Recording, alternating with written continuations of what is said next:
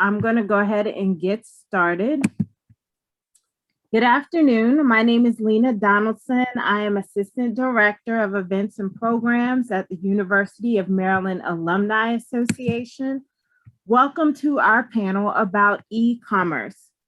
There has never been a better time to explore how e-commerce can complement and expand your business model.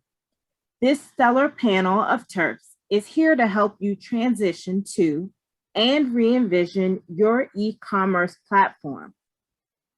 Our moderator today is Eloy Yndigoyen.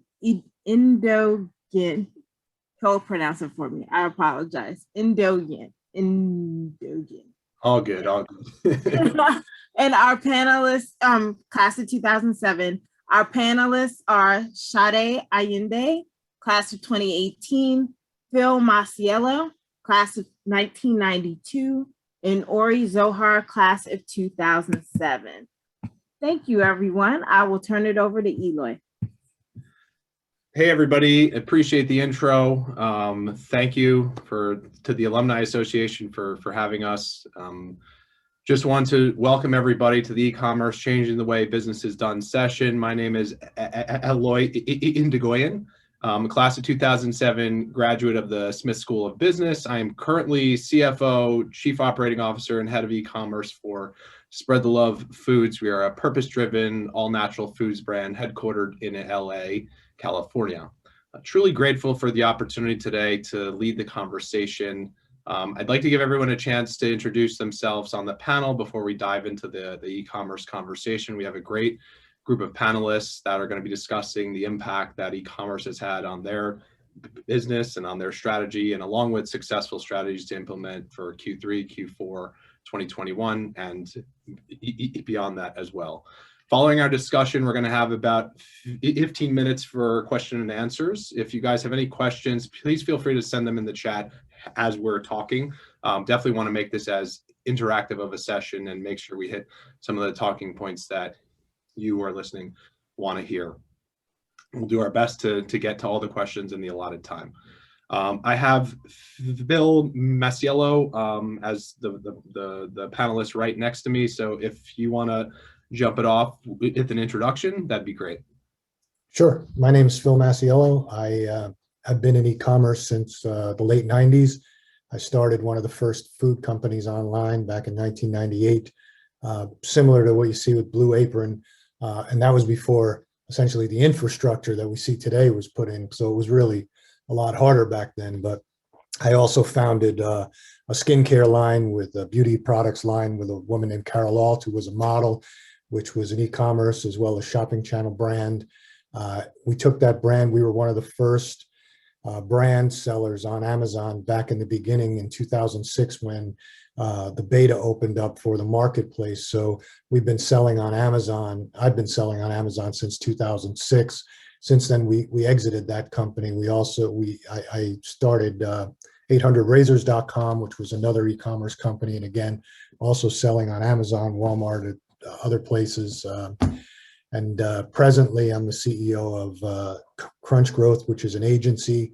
We focus strictly on e-commerce, consumer product companies. We help brands specifically in the entire e-commerce ecosystem. Anybody selling on Amazon, if that's a brand, we don't work with resellers on Amazon. And we also make investments in up and coming e-commerce companies where we see a fit where Crunch Growth can help accelerate their growth. So that's what I do. So I guess what's next? I guess. Thank you. Yeah, so I have Ori next on my screen.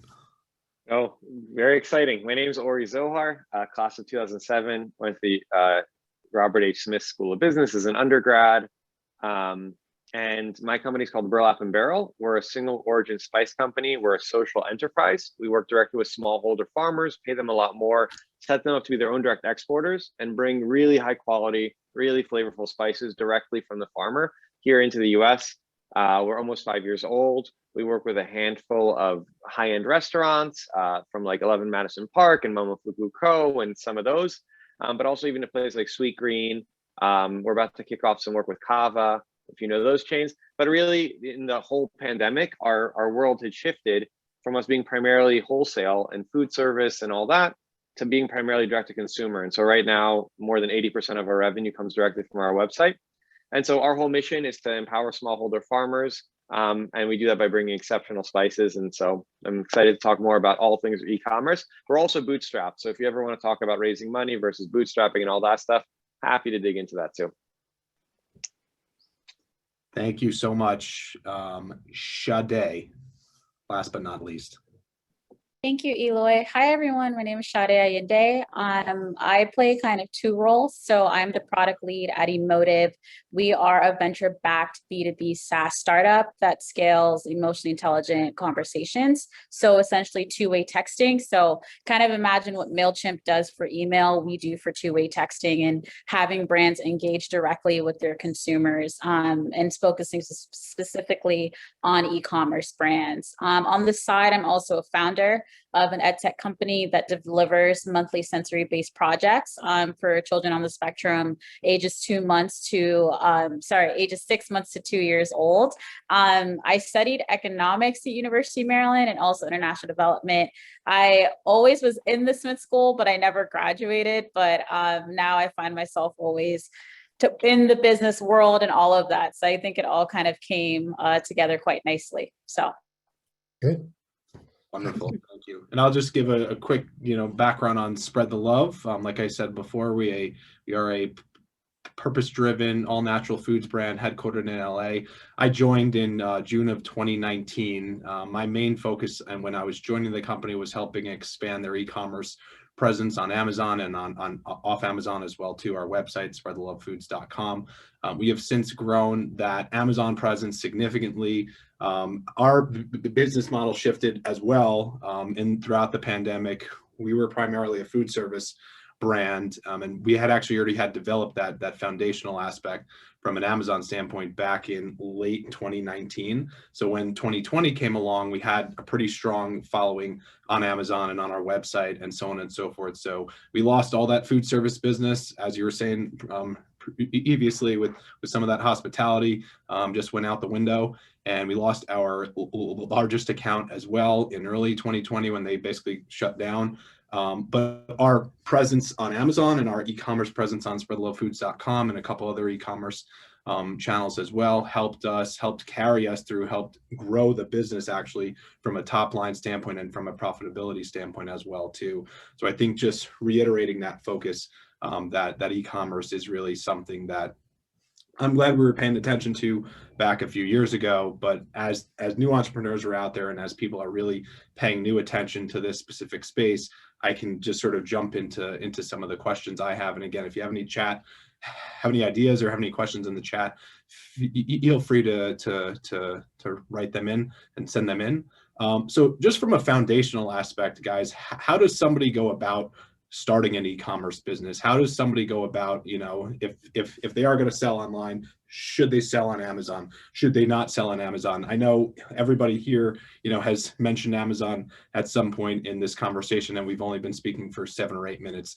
They're such an important player in the game, but from a longer term growth standpoint, is it profitable to sell your products on Amazon? I know that was an internal conversation we had at Spread the Love. So I'd like to pose that question to the group, sort of how do you get started from an e-commerce standpoint, whether you are starting from scratch or you already have a business model and you want to add it to a channel. And then once you do get started, are there certain channels that you would recommend to go into as a first-time e-commerce entrepreneur? And are there certain channels that you would recommend shifting outside of and not really focusing on at the first part, for example? I'll start. The first thing when you start a business, any business, e-commerce or whatever, is really to have a brand and to have a concept. You have to have a point of differentiation, or else you're just lost in this sea of, ubiquity. So you've got to really have a focus on what you're trying to accomplish and then why you're trying to accomplish it. You have to have a story to tell. Personally, I am a big believer in Amazon as another customer acquisition channel. just like I'm a believer in Walmart.com or whatever. The customers today are very savvy. They use the internet when they search for something. So, you've got to have a social media presence. You've got to have your website set up. You've got to have a presence on Amazon. If you're selling consumer products, you've got to have a presence on any other channel you can get on, Walmart.com or whatever. And the reason is when customers don't know you, right? And they don't have a relationship with you yet. So when they search for something and you show up, if you show up on Amazon, you show up on your own website, you show up on Walmart.com, if it's applicable, you show up on Walgreens.com or whatever, customers get a better sense of, oh, this is a legitimate brand. Where they make their first purchase, 87% of the time they make that first purchase on Amazon. And the reason that they make that first purchase on Amazon is because of trust. They know they haven't built a relationship with you. They don't know your products yet. They don't know anything about you. But they make that first purchase on Amazon because they know Amazon's got an A to Z guarantee. They know their credit card information is not going to get stolen. They know that Amazon's legitimate. They know if they have a problem 6 months from now, Amazon's going to give them their money back. So that lends well to starting a business. Now, what you do on Amazon to build your brand and build legitimacy and build your presence to get the customer to come back to your website, to come back to you for the second, third, or fourth purchase is really up to you. And, we hear a lot of horror stories. And again, we've been selling on Amazon since the beginning, and we also help brands today, and we've been doing it for quite some time. And people have this perception of Amazon, and just understand this, and it puts it into perspective. Selling on Amazon is not a right, it's a privilege. It's Amazon's world. So as long as you abide by what Amazon does, but pay very close attention to the tools that Amazon gives you to correspond with customers, then you can use that to your advantage, and you can wind up building a very significant business on your own website using Amazon, if that makes any sense. So. Yeah, no, that makes perfect sense from my side of things. And I know you mentioned before too, you get that initial sale on Amazon, and then after the fact, you try to drive them to your website, or maybe they follow you on Instagram or what have you. Sade, I wanted to touch on sort of what your product features are and sort of how that second purchase and how you can communicate with customers through your specific company. Yeah, it's a little bit different for Emotive. We tend to see that our brands and really large brands that are, pulling in like 100 to 250K per month are using Shopify or WooCommerce. So those are typically the platforms they use. We don't see as much as Amazon from our type of brand, and that's really across all industries. In terms of what Emotive does or just other similar SMS-based text, marketing, it really is more of like a more personal touch. What we see is that, it's not just, okay, you have the product, you have the branding, packaging, whatever, and putting it on a website, but you have to market that to consumers, right? And you have to engage with them and target correctly and everything like that. And so when you typically do like a one-way email blast, like, oh, Memorial Day, that just passed, like, here's a 10% off coupon. Okay, that's cool. But you following up via SMS text, whether it's by like, they're already having something in their cart and they're about to purchase, and you're like, hey, just making sure everything is okay. I saw that you were checking out, our Cajun pepper, whatever it was. Have you thought about also pairing it, with this other good? And so it's a much more personalized sort of approach. And then there's also like a follow-up. So like after, the package has arrived, it's like, oh, are you still enjoying it? So it kind of follows that customer throughout the entire life cycle. It's not just like closing the transaction or getting them to purchase, but it's trying to develop that one-on-one conversation. And then I think that, once you get like a large base of customers, you're then able to segment based on whether it's like region or based on frequent shoppers or like average order value, whatever. But I think that we find specifically from my industry, we find that with our e-commerce brands, the more personalized they're able to get with their customers, they're able to just retain those customers and then also just get them to purchase more and just keep returning back. So. Got it. No, that all makes sense. And that's very similar to what we do from a spread the love side of things. I know you mentioned spice before too, so that triggers me to Mr. Zohar. How do you, so I know you mentioned in your intro from a bootstrapping side of things, you haven't raised any outside capital. So many CPG brands, and I know we're kind of CPG heavy on this call. So if there's non-CPG, feel free to ask questions on that. But is it any easier to build an e-commerce brand, bootstrapping versus when you were doing food service was sort of your main focus? How hard is it to sort of create some of this, both in the short term and bootstrapping? And then is there a point where you get to, I know there's a point from a spread the love standpoint, we are bootstrapping as well. It's difficult. I feel like we're getting to that point now where it's like, okay, if we want to take that next step, we are going to need some help. So I pose that question to you from a bootstrapping standpoint. Yeah. How have you been able to work it, and how is it going to go, in the future as well?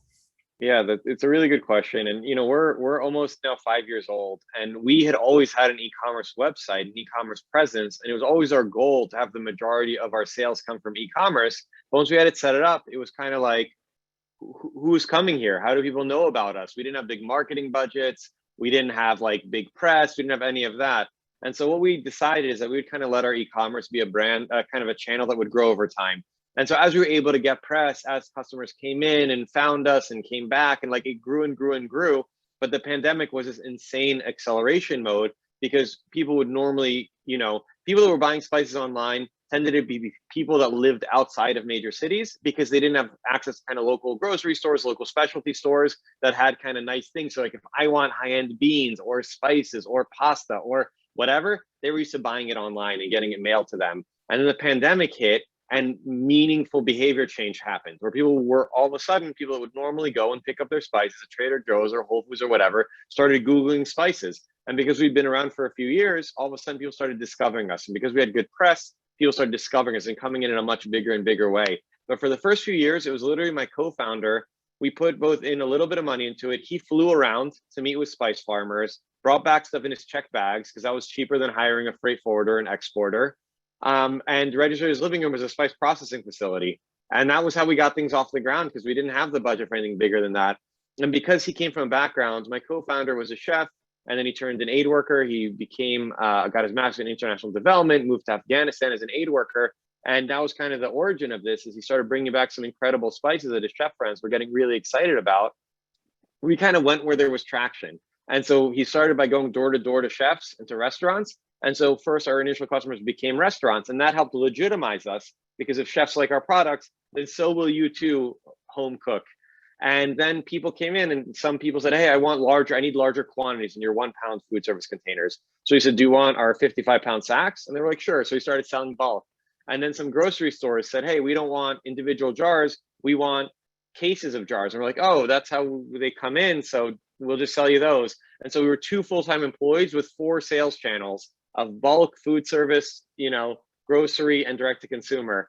And that seems really counterintuitive, but for us, we didn't get a chance to, like most companies that build crazy direct to consumer only, they end up spending up to 100% of their revenue on that acquisition cost. And the idea is, in people's second and third and fourth orders, we'll be able to make our margin on them. But the first one is a total wash. In fact, we're losing money on it. And we couldn't play that game. So we have to be a lot more opportunistic. And we just said yes to everything, and ended up working out really well for us, because when we bring in royal cinnamon from Vietnam, it doesn't matter to us whether it's packed in this size jar or a case of jars or this size or that size. It doesn't matter. We're just happy to move it. And the more we were able to move, the bigger orders we were placing. And all of a sudden we started getting margin into what we were doing more. And so e-commerce was always a destination, but the pandemic had this crazy behavior changing effect that ended up accelerating our e-commerce growth. We grew 5x in 2020, but our direct to consumer grew 10x. And so we went from like, oh my God, are we going to be out of business because all of the restaurant customers are closed, to, oh my God, we're running out of spices. And how do we accelerate and move stuff and put stuff on airplanes and all this and that? So that was our e-commerce strategy. It was kind of an organic growth channel. that just kind of over time gained more and more steam, and we just kind of nurtured it until it became from this little thing to a much bigger part of our business. Yeah, and I hear a lot of what you're saying too. I hear a lot of that in sort of Spread the Love, our brand too. One of the good things that you mentioned too about like e-commerce from our Spread the Love side of things and bootstrapping is we didn't have that ability to lose money on that first sale, right? We just didn't have the extra money to do that. And one of the good things about e-commerce is you get paid right away. And by right away, I mean, you can set up your schedule with Amazon, with Shopify, whichever platform you're using. I don't have to wait 6 weeks for a check to be mailed from Kroger. I don't have to be chasing down an accounting person in Cleveland, Ohio, who's on a 2-week vacation with their family. Amazon and Shopify and some of the other platforms, they'll pay you when you basically want to get paid. You say, I want to get paid on the 15th of every month and the 30th, and they'll subtract out all the stuff that you owe them too. They'll take it out first, which is part of their reasoning for paying you so quickly. But at the same time, it really helps us from a cash flow standpoint. It helps us stay cash flow positive as well too. Whereas some of the bigger grocery chains or some of the bigger even food service accounts sometimes would take a pretty long period of time. And we even saw people change their credit terms, or a few food service accounts that we had, they changed their credit terms during the pandemic. And this was from POs from January and February. They said, oh, we're not going to be net 30 anymore. We'll be net 75 or net 78 or whatever, just more time. And I was like, wait a minute, you can't change the rules after the game has been played. Yeah. You know, you already owe us. And that hit us pretty significantly from a cash flow standpoint. But like you were saying before, thankfully our direct to consumer was up, you know, a significant amount. Our Amazon was up a significant amount. So we were able to see that cash flow and help ride us through without having to take on any outside investors from that standpoint. So we had our first question come in. It was posed towards Sade. So how do you adapt your marketing approach for marketing to the autistic community via different social media platforms? I think it's a great question. I appreciate it.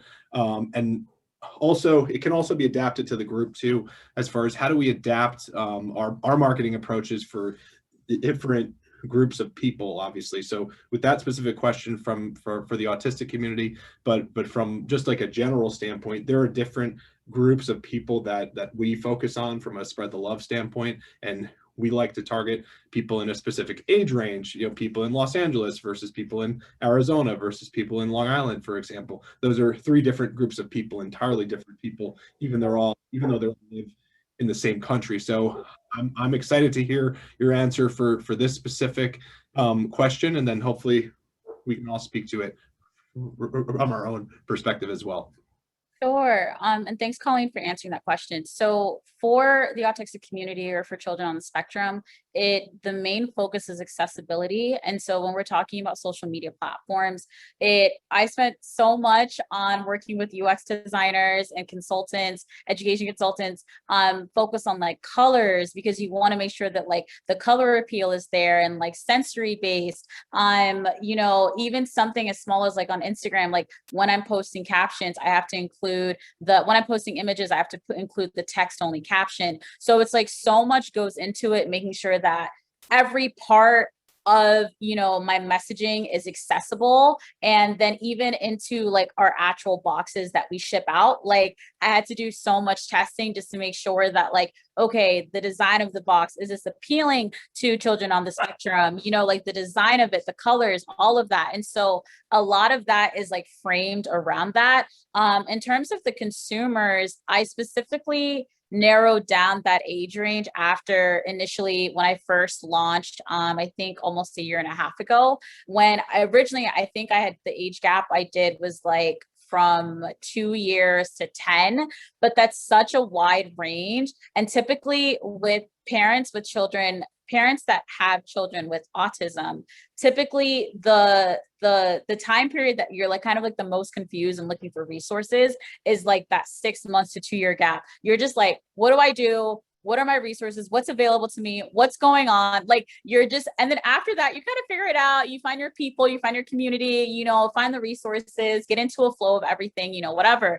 But during that time, you know, that gap, there's so many questions. And after extensive research, that's what we found. And so a lot of our messaging is towards parents with children of that age. And again, a lot of it is always going to be framed around accessibility. So. Oh, that's super helpful. And I think from our standpoint too, I kind of on the entrepreneurial end of things too. I feel like it's that 6 month to 2 year window of like not really knowing what's going on.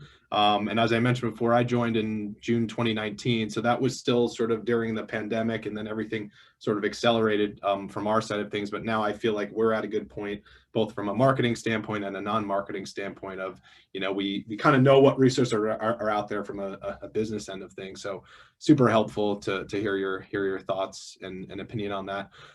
From a marketing end of things, I'd like to pose this question to Phil. What sort of marketing approaches have you found work better from an e-commerce standpoint in your experience working with various clients? I think it'd be helpful to hear that answer and then hear some of the follow-up questions on that.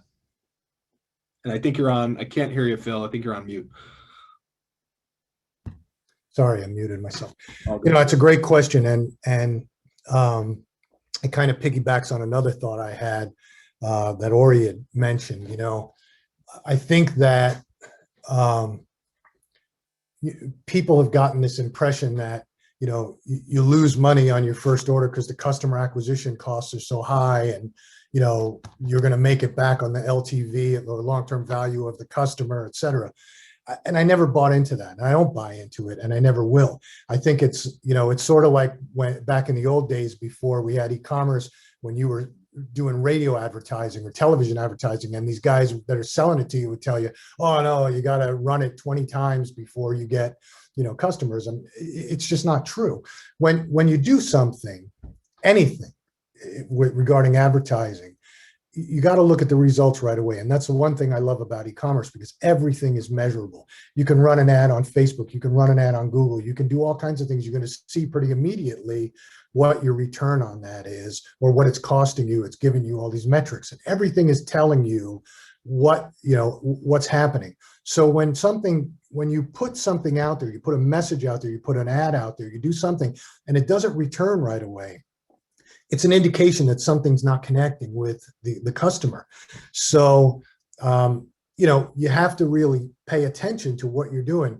Maybe your message is wrong. Maybe you're getting traffic to the site, but it's not converting. So you got to look at your UX experience, your user experience on the site. Maybe something's wrong on the site. Anyway, all along the chain, it's telling you something. But to answer your question, it's very, very crowded in the marketplace, right? Customers are bombarded. They're bombarded, whether it's in social media, news feeds, Instagram, or, wherever you're advertising, Google, it's very crowded. So you have to do something to sort of fascinate people, let's say, right? You've got to say something and do something to get people to stop and say, I want to look further, right? So there is no one single answer, but I will tell you this. We've always sort of focused on events. And let me give you an example. When we launched 800 Razors, it was before Dollar Shave Club, it was before Harry's. We were about a year earlier than them. And our focus was a little bit different. But, we went out there with some pretty significant ad spend and social media, and we were getting traffic and orders, but it wasn't doing what I expected it to do. So we saw, I don't know if any baseball fans, but this is back a couple of years, there was a guy who pitched for the San Francisco Giants, and Brian Wilson, and he had this significant beard, and it was like his thing. And he was coming back. He had Tommy John surgery, and I think they traded him to the Dodgers. And he was going to pitch for the first time in like 14 months or 16 months. And everybody was anticipating it because he was a great pitcher. Well, I read the story, and so what I did was I called his agent, and I said, look, we'd like to offer Brian Wilson $1 million to shave with our razor, right? And all I needed them to say was, we'll take the offer to Brian Wilson. That's all I needed them to say. Because the minute they said that, I just called every newspaper in the world, pitched them the story, told them that we were offering Brian Wilson $1 million. And you can still look it up. I think it's still out on the internet, Phil Masiello, Brian Wilson, $1 million shave. And, and he turned it down, right? But during that time, we got so much press because everybody was covering it. Every news channel, every sports thing, they were calling us up and people were outraged. They were outraged at us. They were bombarding us on social media. People were sending us pictures of their legs saying, I'll shave this for 20 bucks. I'll shave this for 50,000. I'll do this. And they were outraged that we would spend $1 million to get somebody to shave who's a player who's already making multi-millions. And, they missed the point of the game, but the point was we were in this big discussion for about a week. Then it sort of died down. But during that period of time, we got unbelievable traffic, unbelievable sales to the site very quickly. But then what happened was TMZ catches Brian Wilson coming out of a gym in Los Angeles, and they say, hey, this company has offered you $1 million to shave your beard. He goes, I'm not shaving my beard for any amount of money. The whole thing started all over again because now people were outraged again that he would turn down $1 million, right? So it turned into this whole big thing. And the point is, it doesn't, you're building a business. That business should have, or that brand should have some sort of a personality. And so when you're doing it, you've got to figure out an event or something to do that breaks through the clutter, that gets people talking about your brand, good, bad, or indifferent. I'm not saying you want to do something that's negative, but you do something, even if people are outraged at us that, we would offer somebody $1 million. But the fact is, we were in every newspaper all the way to France, in the Asian countries, everywhere around the world. People were, the site traffic went through the roof, and all of a sudden, we started doing tremendous sales. And then once you have people buying your product, the most important metric is keeping those people, right? And I think Sade has touched on this a little bit, but it's keeping that discussion going with them, and retention, because retention is everything in e-commerce, So the point of that story is that you've got to figure out a way to break through the clutter. You've got to make it exciting for people to want to buy from you, and you've got to build your brand personality. That, to me, is the best advice I can give. No, and I truly appreciate that kind of story. I know exactly who you're talking about too. That's his trademark look. He's got shirts with that on it too, and everything like that. So I know I remember hearing about that story also. So it's funny that was you who sort of was the brainchild behind that. Yeah. But it's an important talking point where it's not just what goes on online, right? There are other opportunities out there. It's a channel agnostic world, right? It's about winning online, but it's not always just about e-commerce. And I think that's an important takeaway from this conversation, is to really build out that cohesive, consistent, compelling, value proposition from a brand standpoint. What we like to do at Spread the Love is we focus on what's not in our product versus what's in our product. We just have one ingredient in our product. If it's our organic peanuts, we just have organic peanuts in that product. Our unsalted almond butter, we just have unsalted almonds in that product. So instead of just focusing on, hey, we're single ingredient, we always tell a lot of our customers what's not in our product too. Right. All those boxes, which are so important. I think you mentioned an important point of an attribution side of things too. That's a great part about e-commerce as well too. We can see what works and what doesn't work. So I want to pose this question to Ori about his spice business. I know from a Spread the Love side of things, we try new products online. We see what works on Amazon, what doesn't work. We had an almond flax butter, for example, that we were selling to a food service account. That food service account shut down. So we created it in jars and we started selling it online. It didn't work. It didn't sell. I lowered the price. It didn't sell. People just didn't really want to buy it. So I was able to do a smaller production run, test it out, see if it works. There are other products that we have out there that we create and that work and that sell out after one, small size production run. Are there any examples in the spice market that you have done? Is that something that you have really focused on in the short term? And then a follow-up to that too, I know food service was a big part of your business. I know nowadays lockdowns easing, vaccination rates increasing, businesses opening up again. I can't get a reservation at a restaurant in LA or Manhattan for that matter. In Arizona, it's been pretty open the whole time, so that hasn't been too much of a challenge. But as these bigger markets open up, are you expecting to see a slowdown in your e-commerce sales? And then is the food service going to really start expanding again? It's a really good question, and I also just wanted to also touch on something that Phil had mentioned. Also, first of all, that's incredible. What a well executed marketing plan. How fun. We often found, even with our e-commerce, and I think this is another really cool thing. For the first year, every single customer that ordered from us, we send them an email, and multiple, and just be like, hey, how'd you find out about? Not like a survey, not an automated thing. I was like, oh, you're from Baltimore. I'm from Baltimore too. Cool. How did you find us? And usually in the second email back and forth is when like we unlock these like more meaningful insights. First of all, we saw a lot of AOL email addresses, and we were like, who is our customer? We thought they were like a hip city, whatever. And just in your mind, tell me, do you think our customers that buy spices online, are they mostly male or female? Think in your head. Are they mostly over 40 or under 40? And think about that.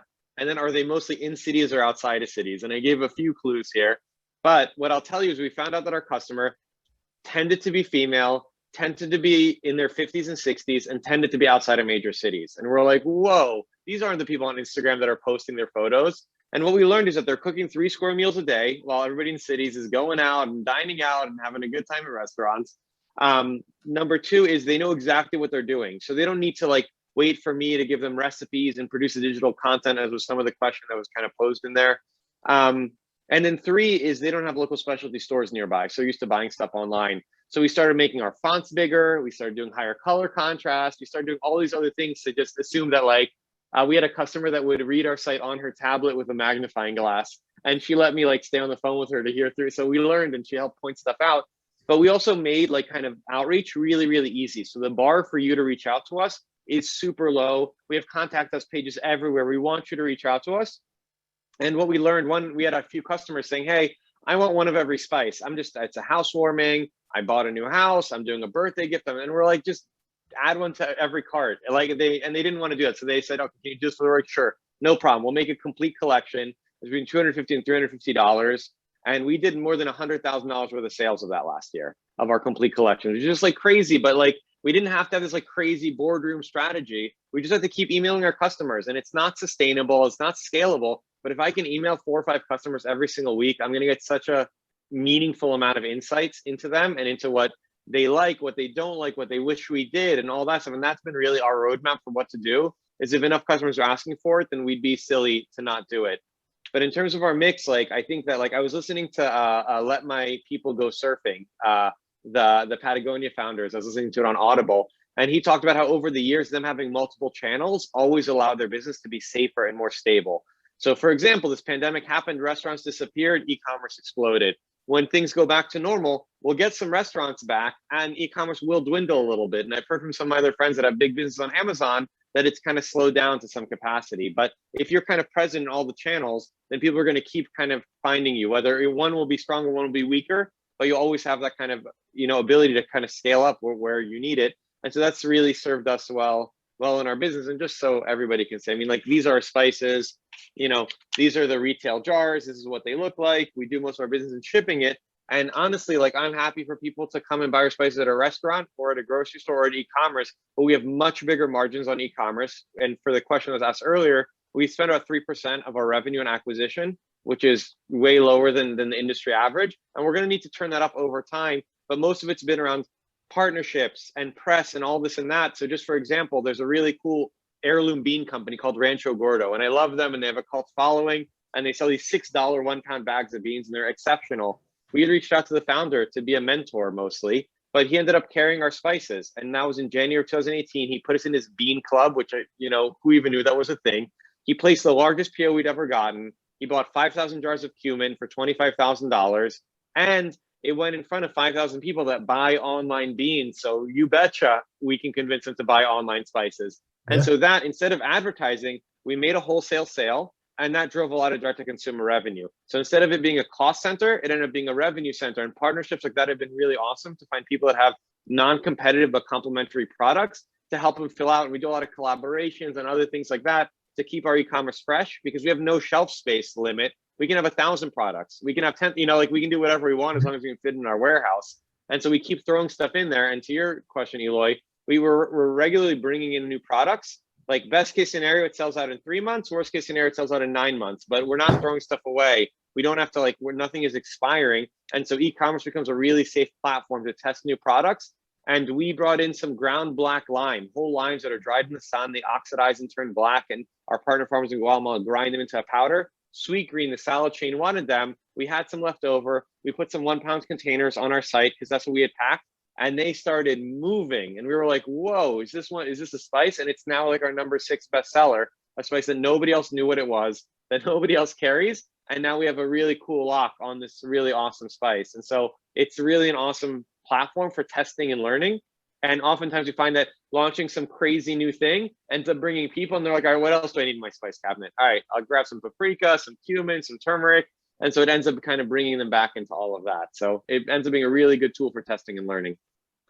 I think I mean, you're speaking to a lot of the points, and again, as a small business too, and sort of at that same space where you guys are at, those collaborations are super important and super integral to the success of any small business. I think a lot of the times everyone is kind of afraid to ask, or they're not sure who to ask, or they just don't even think of it, to be honest with you.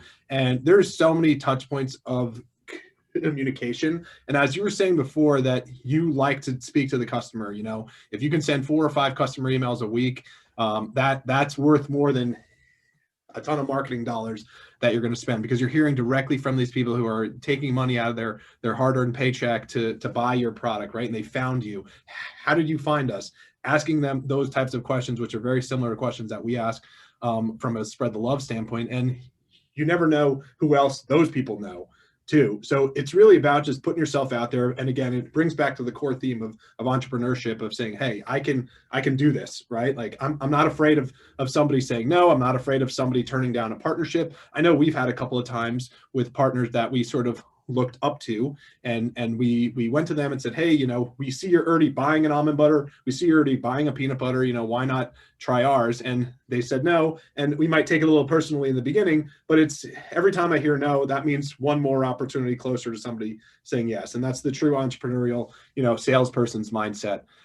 We got a question in excuse me, how important do you think producing digital content and advertising is for an e-commerce company, and how much of your budget should be spent on that? So I want to talk to it just specifically from the content creation side of things. There's so much content being created that we don't pay for, that we just ship product to people, or people buy our product on Amazon. They post a great recipe that they did on Instagram, on Facebook, or what have you. As long as we credit them with that work, whether it's finding their Instagram handle and making sure we credit them in the actual post and the caption and things like that, everybody is okay with repurposing that type of content because it helps build up their followers. It's a very cheap and easy way for us to see how people are using our product, which in my experience, I mean, I'm not the best cook in the world. I can do pretty good smoothies and things like that, but what people can do with an almond butter, with an almond cashew butter, with a cashew butter, with a jam, it's truly incredible. And we've been able, some of our best content and that we've repurposed for Amazon and that we've repurposed for our website has been some of that user generated content. But as far as how much we're spending on them and how much budget would we allocate them towards them, I'd say for us personally, it's between like 5 and 12% of our sales. But I wanted to point that question over to Sade and really get an understanding of how much people typically spend. Like, what's your average customer spending on your specific service? And it's okay if it's not an average, if it's a range maybe for a smaller brand and not necessarily a huge operation or huge company or huge enterprise. Yeah, I can talk from the marketing, I guess, like company. It really ranges, but I would say that like our small brands, meaning that maybe they're returning like 2 to 5K per month. I would say on average, they spend around like 2 to 3K on our platform. And then I would say that like once we get to like those huge mega brands, I don't want to say they don't have a budget, but like they are just willing to spend whatever, because then they always make it back like tenfold. And so I've seen invoices for like 60K for 1 month and it get paid like, and it's not an issue at all.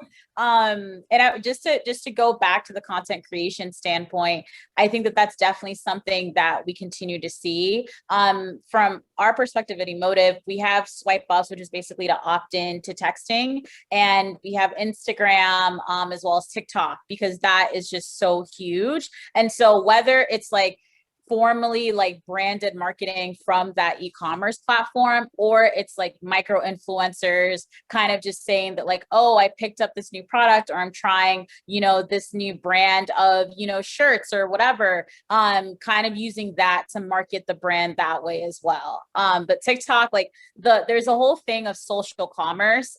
It's a lot of really interesting research around it, but that is definitely where a lot of, in terms of marketing, it already is, and where it's going to continue to go. So.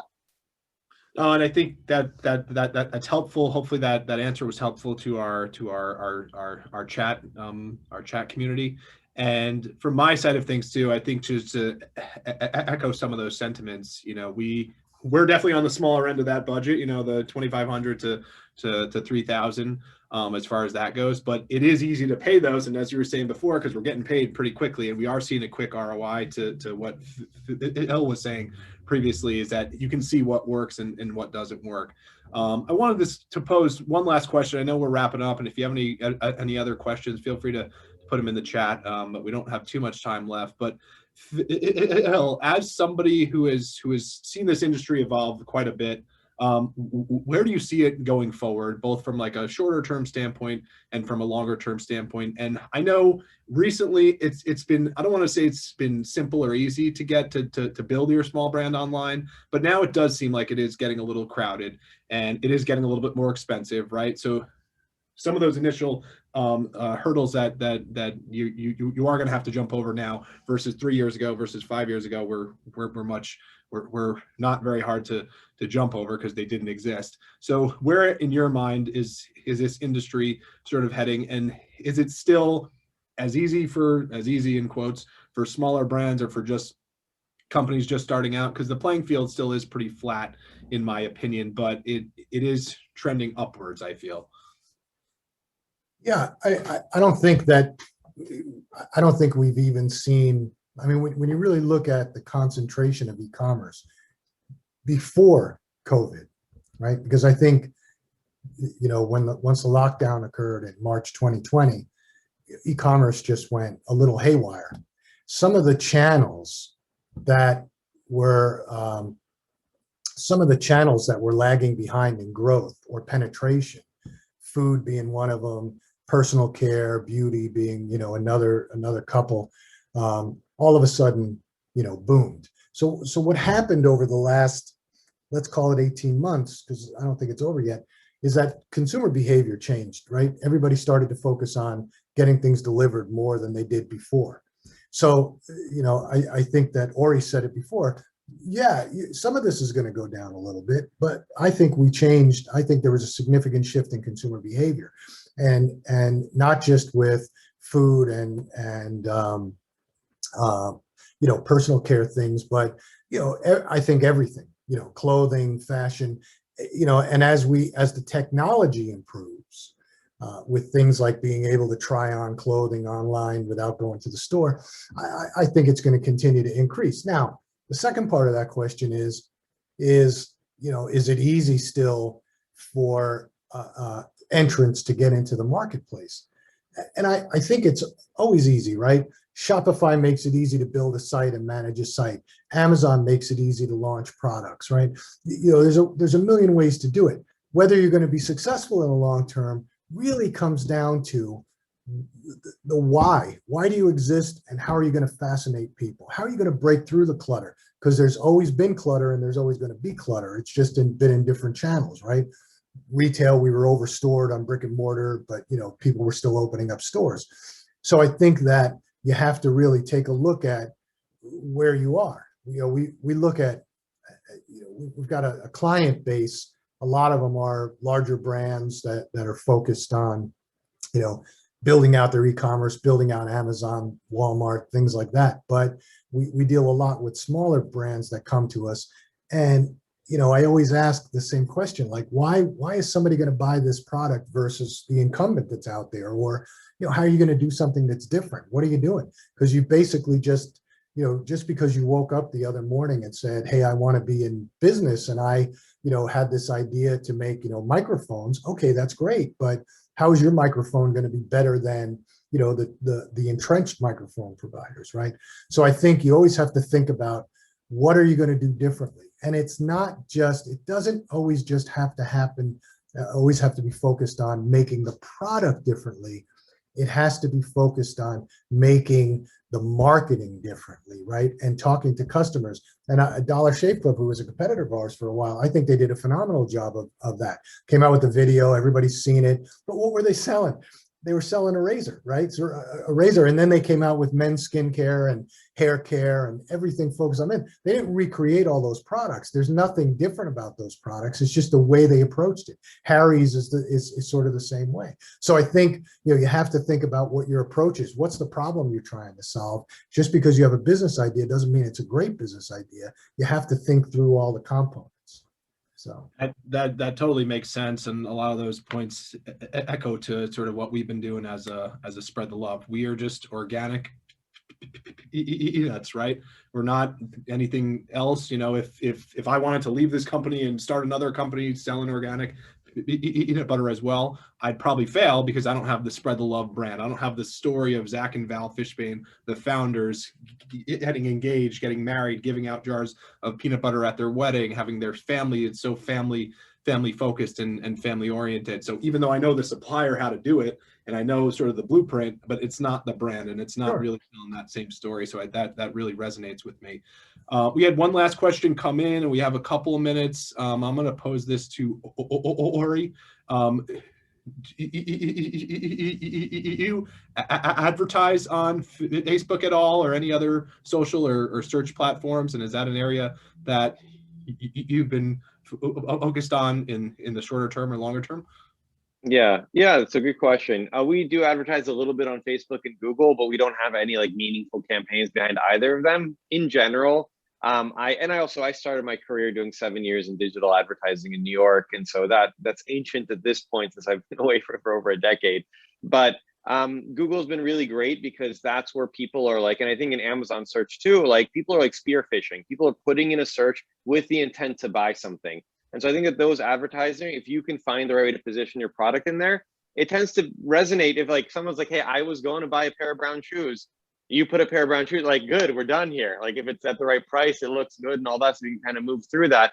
While in Facebook and Instagram, and while they are building out their kind of commerce platforms, and I've bought more than my fair share of things on Instagram just by tapping on stuff, but like you're kind of interrupting somebody in the middle of doing something else. So I think it's a little bit of just a heavier lift to say, hey, I know you're scrolling, but come take a look at this. And I think it'll be worth it. And so it tends to be a little bit easier, at least for us, has been in the more like transactional channels where people are searching for something specific and you put that specific thing in front of them. Another thing that's worked out really well for us that I think is a way underused channel is newsletters. Like we send out newsletters. It costs us nothing to send out other than my time to put them together every other week. I was sending out newsletters when we had 1,000 people on our mailing list. Now we have over 100,000. And like you send out a newsletter, and convincing an existing customer who already hopefully likes your brand to buy again is so much easier than finding a stranger. And so we send out a newsletter, and within 48 hours, we drive mid, 5 figures worth of sales, just like that. And it's all on our site, and we get paid out the next business day. And so that's a really awesome way. And I think not enough people reach out to their existing customers, who always focus on new customers. And we also use another channel called affiliate. And so what we do is we offer people 10% of any revenue that they drive to us. If they drive revenue, we don't have a lot of control over that. But what we do is we have an open-ended affiliate program to any publisher. And so my co-founder has been really good at driving press with Bon Appetit, with New York Times, with Wall Street Journal, with Bloomberg, with all these people talking about kind of a new player in the spice world. But then once they know about us, they'll write about us again and again and again in Father's Day guide, Mother's Day guide, Valentine's Day, holiday guides, all of that stuff, because we have a revenue share with them. And what you have to have as a prerequisite is, one, they have to be aware of who you are, because they're not going to recommend an unknown entity. And then two, your site conversion rate has to be really good, because what they're doing is they're saying we have 10 products that we can recommend on this list. which one is going to give us the best return on investment? So they look at it and say, hey, I sent 100 clicks to Burlap and Barrel and I made 8 cents per click that I sent to them. While this other company, they're going to give me 6 clicks. I'm going to keep running Burlap and Barrel. And so affiliate has been really nice. And what's been cool about that is that I don't have to go out on a leg. Like, they get paid when we get paid. So there isn't this whole thing of running an ad campaign and potentially being out $10, $20, $30,000 for it just not hitting in the right way. And so affiliate's been actually a good channel for us. And it's continued to extend our work in press and been very low cost because we don't have an opportunity to miss. It only works when we get paid, they get paid. Yeah. Yep. That's actually not a huge portion of our sales, but that has helped us at times too, as well too. Well, looks like we're hitting at 12. I don't know if we're going to get cut off. I've been on a few panels before, which is like everybody just leaves. So I want to still give us a minute to say our goodbyes. And thank you, Phil, Ori, and Sade. Truly appreciated the opportunity to speak here. Thank you to the Alumni Association for putting on this great event. I know there's a keynote session with Ethan Brown, I believe, coming up next. So I'm definitely gonna hop into that. But I appreciated the conversation, appreciated all the questions, and I will pass it off now. Great. Thank you so much, Eloy, Ori, Phil, and Sade, for sharing your expertise and insights with us today. And thank you all our alumni, for joining us. We hope we will see you this afternoon at 4 p.m. for our keynote fireside chat with University of Maryland President Daryl Pines and founder and CEO of Beyond Meat, Ethan Brown, class of '97. And tomorrow morning at 10 a.m. for social entrepreneurship, mission, impact, and innovation.